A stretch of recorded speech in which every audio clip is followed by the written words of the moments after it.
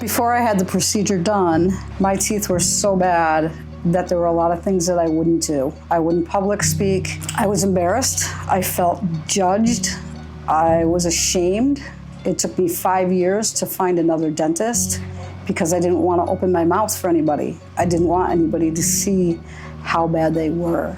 The patient that's had dental problems for the years in a history is probably the most common patient that I see to do these procedures. They've had failed crowns, they've had lots of cavities, they've had extractions, lots of things that lead them to have this terminal dentition, these teeth that aren't functioning, aesthetically don't look good, and just aren't working for their life and their lifestyle. We hear that a lot from our patients, that they've been putting this off for a long time, either because they're scared, they're embarrassed, or they just weren't really sure where to start, and they've dealt with some of this pain for so long that they've gotten used to it. But I do want to say that the majority of our patients that go through this, we hear all the time from them that they really wish they had done this sooner. I had the full upper arch implant surgery. I absolutely wish I had done this sooner. I would have done things that were out of my comfort zone, which I'm doing now.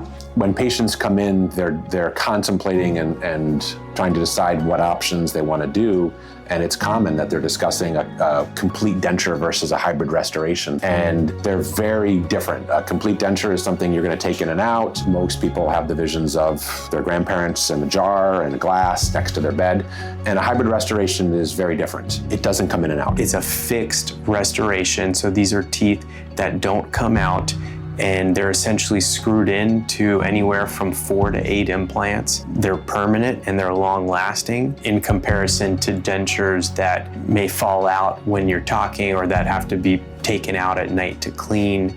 I always thought that my bone density wasn't going to hold an implant. I also thought that I wasn't worthy of having this. It's just such life-changing, and I feel that my moods are elevated. I feel confident in trainings at work, talking to people at work, even in my social group. I feel more present. I'm not hanging back. I'm actually joining into the conversations. The hybrid procedure over the last 5 to 10 years has really advanced significantly. How cases are going to look before we're even done with them, before we even complete them, we can plan what they look like. This is a treatment that's designed for patients who have many failing teeth, failing crowns, infections, severe bone loss. It's basically for patients that have come to the end of the line with their natural teeth. The initial consult in the office, the patient may be here for an hour, and we'll take various scans and gather information.